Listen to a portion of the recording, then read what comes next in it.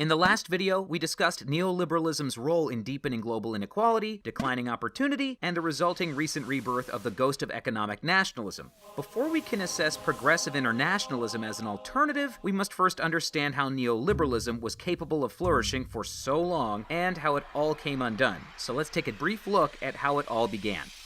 In the 50s and 60s, in wealthy countries like the US, unions were strong, wages were rising, fair taxes on the rich funded successful public programs, and income inequality was low. But a new breed of capitalists took advantage of the economic crisis in the 70s to forge a different kind of economy. Instead of investing in good jobs to build the middle class, neoliberal capitalists demanded the rollback of protections for workers, consumers, and the environment. They cut social programs to fund tax cuts for the rich, and most important of all, they attacked the power of labor by breaking unions or moving production to places where workers were already weak. Today, capitalists refuse to invest unless local politicians agree to degrade working conditions and environmental regulations. The outcome is a staggering concentration of wealth in the elite and a global race to the bottom for everyone else. But if neoliberalism has been so bad for workers, how has it endured for so long?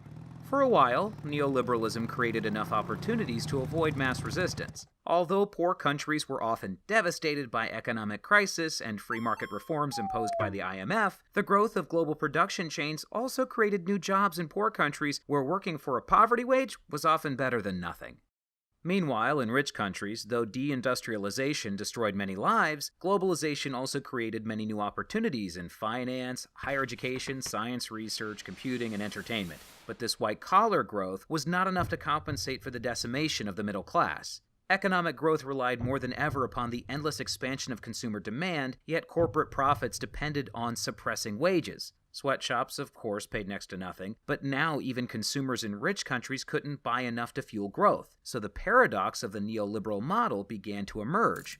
How could low-wage workers afford the goods they made? The solution? Easy credit. Allowing unprecedented levels of debt to people with little chance of paying it back further delayed a reckoning with neoliberalism's unsustainable profit model. Funny thing about unsustainable models, though, they can't last forever.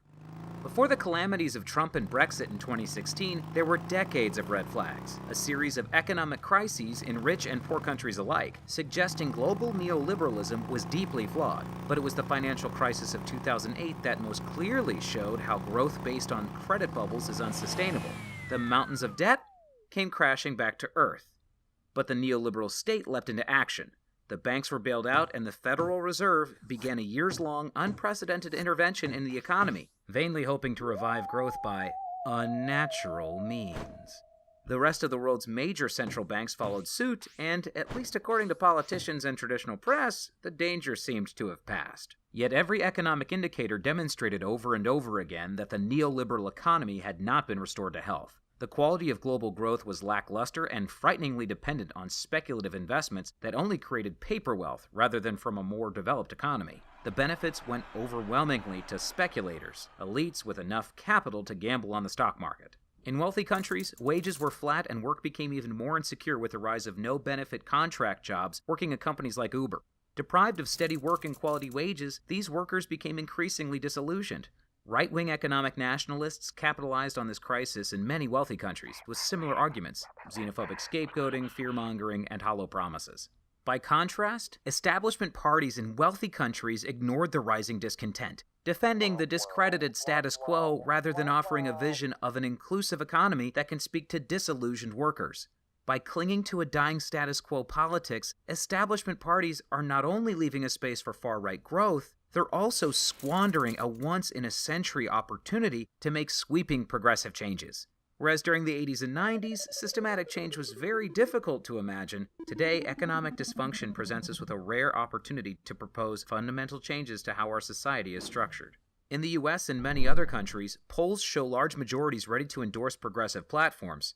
Some progressive movements within and outside of establishment parties have shown very encouraging growth, but they've typically been pushed to the side by establishment party leaders. However, this hopeful development is undermined by the serious mistake of employing anti-trade rhetoric that ultimately embodies just another form of fatally flawed economic nationalism. The political backlash to neoliberalism in poor countries has been different.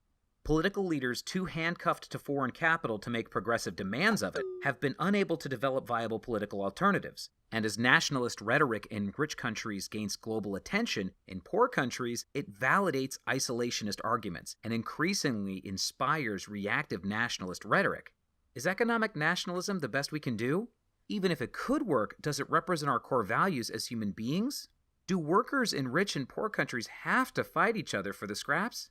What would happen if workers collaborated across national lines to demand better conditions and wages worldwide? With the right strategy, we can win massive victories for the 99%, and we can do it around the globe. In the next video, we'll discuss Progressive Internationalism, the ideology that insists that justice is global.